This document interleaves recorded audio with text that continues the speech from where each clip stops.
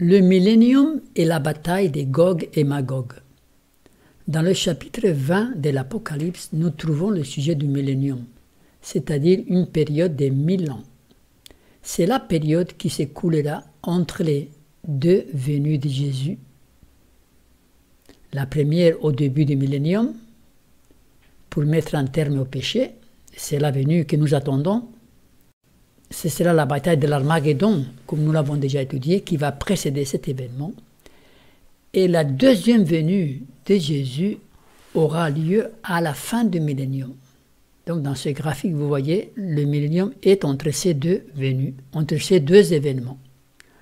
Ce sera pendant cette période de 1000 ans que les saints pourront participer au jugement des réprouvés, car ils auront besoin de comprendre le sort éternel de chacun. Et j'ai vu des trônes, et à ceux qui s'y assirent fut donné le pouvoir de juger.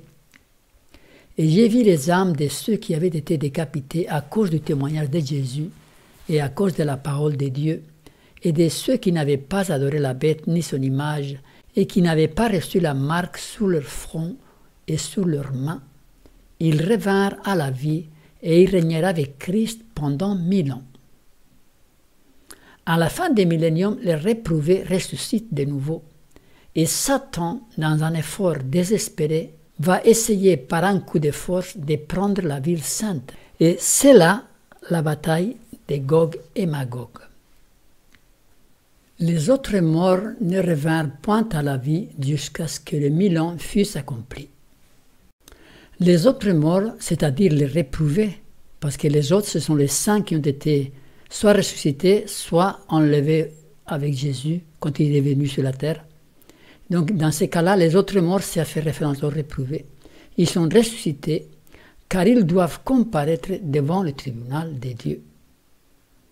Quand les 1000 ans seront accomplis, Satan sera relâché de sa prison. Il est enchaîné sur la terre, vide. Et il sortira pour séduire les nations qui sont aux quatre coins de la terre, Gog et Magog, afin de les rassembler pour la guerre. Leur nombre est comme le sable de la mer. Donc les réprouvés ont été ressuscités entre-temps.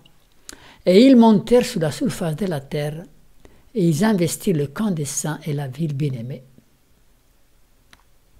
Beaucoup de spéculations ont été forgées autour de cet événement, comme pour le cas de la bataille de l'Armageddon. Ne vous laissez pas tromper par des théories humaines qui n'ont pas de fondement biblique. La bataille de Gog et Magog n'est pas une guerre entre les puissances terrestres, ni une troisième guerre mondiale. C'est tout simplement la dernière bataille de grand conflit qui débuta au ciel entre Lucifer et le Créateur.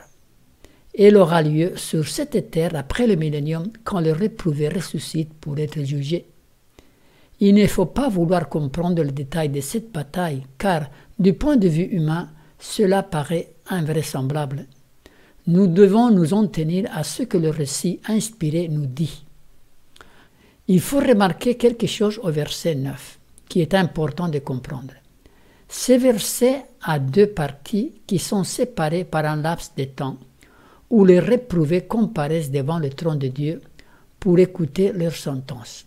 La première partie du verset, « Et ils montèrent sur la surface de la terre et ils investirent le camp des saints et la ville bien-aimée. » Ensuite, Dieu intervient et coupe court cette tentative d'assaut. Cette bataille de Gog et Magog est arrêtée. Tout le monde reste figé sur place et là, plusieurs événements vont avoir lieu qui sont décrits un peu plus loin dans le même chapitre. Les réprouvés passent devant la barre du jugement personnellement. Et j'ai vu les morts, les grands et les petits, qui s'éteignaient devant le trône. Des livres furent ouverts, et un autre livre fut ouvert, celui qui est le livre des vies. Et les morts furent jugés selon leurs œuvres, d'après ce qui était écrit dans ce livre. La mer rendit les morts qui étaient en elle, la mort et le séjour des morts rendirent les morts qui étaient en eux, et chacun fut jugé selon ses œuvres.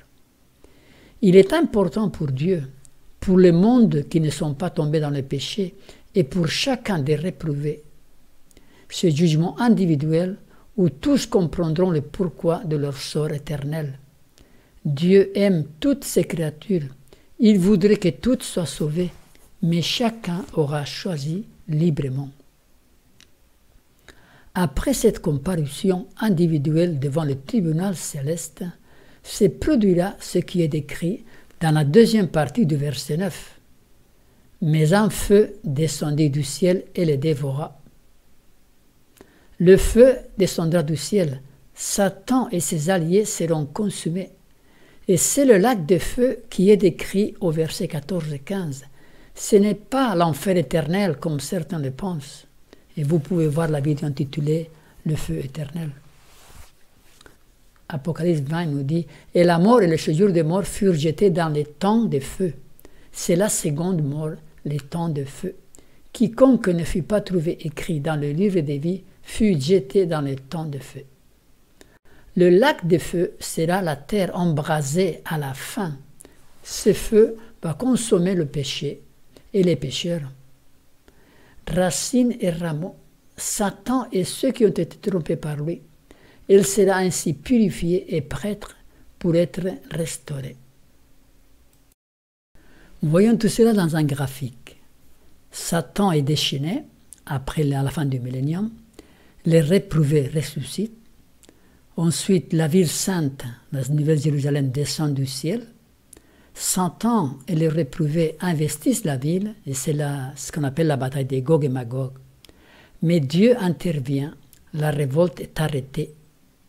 Les réprouvés passent à la barre du jugement, et ensuite le feu éternel détruit le péché et les pécheurs, et purifie la terre. Par la suite, il y aura d'autres événements. Le jugement d'instruction prend fin définitivement. Rappelez-vous que c'est le sujet central du livre de l'Apocalypse, ce jugement qui commença dans le ciel en 1844. Si vous lisez Apocalypse 19, et les 24 vieillards et les 4 êtres vivants se prosternent et adorèrent Dieu, assis sous le trône en disant « Amen, Alléluia ». Et une voix forte sortit du trône disant « Louez notre Dieu, vous tous ses serviteurs, vous qui le craignez, petits et grands. » Ces jugements avaient été organisés pour régler le grand conflit entre le bien et le mal, entre Dieu et Satan. Maintenant que le mal a été anéanti, le jugement prend fin. Dieu a été justifié devant tout l'univers. Il est l'objet d'adoration de toutes les créatures. Et toutes les créatures qui sont dans le ciel, sous la terre, sur la mer et tout ce qui s'y trouve, je les entendis qui disaient « À celui qui est assis sous le trône et à l'agneau, soit la louange, l'honneur, la gloire et la force au siècle des siècles. » Ensuite, Jésus prend possession de son règne, et j'entendis comme une voix d'une foule nombreuse, comme un bruit de grosses eaux, et comme un bruit de fort tonnerre, disant « Alléluia » car le Seigneur notre Dieu Tout-Puissant est entré dans son règne.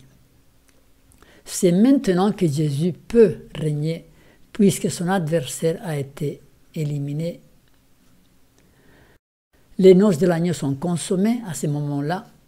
Chapitre 19 nous raconte les réjouissances célestes qui auront lieu quand Jésus reviendra sur la terre chercher son épouse, l'Église.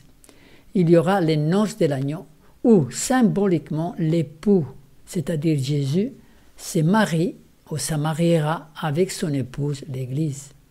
Et il l'emmènera dans son royaume éternel où sera célébré le festin des noces de l'agneau. Réjouissons-nous et soyons dans l'allégresse et donnons-lui gloire, car les noces de l'agneau sont venues et son épouse s'est préparée.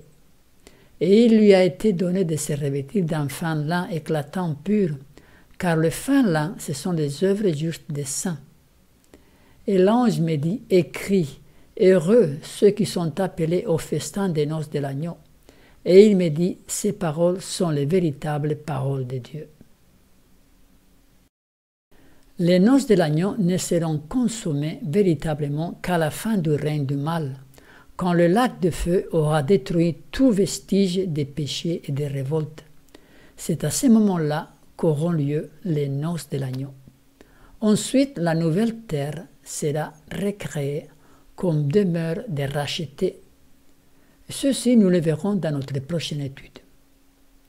Voyons en notre graphique, le lac de feu détruit le péché et les pécheurs.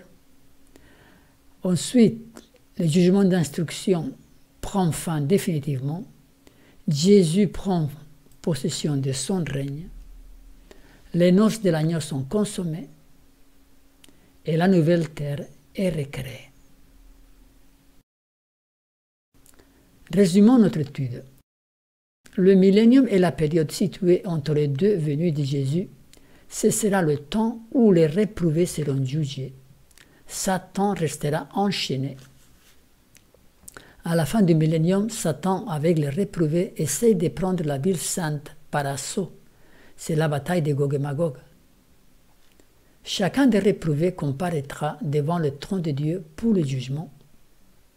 Le péché et les pécheurs sont détruits dans le lac de feu.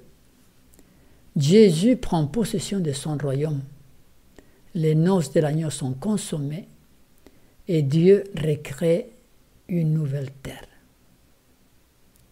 Dieu plaide avec l'humanité qui s'égare du chemin de la vie, car ultimement il y a une réalité incontournable, un chemin qui mène à la vie et un autre qui mène à la mort. L'un aboutit à la vie éternelle et l'autre à la destruction éternelle. La vie est dans le sentier de la justice, la mort n'est pas dans le chemin qu'elle trace. L'homme qui s'écarte du chemin de la sagesse reposera dans l'assemblée des morts. Et le chemin de la vie, c'est Jésus-Christ. Jésus lui dit, « Je suis le chemin, la vérité et la vie.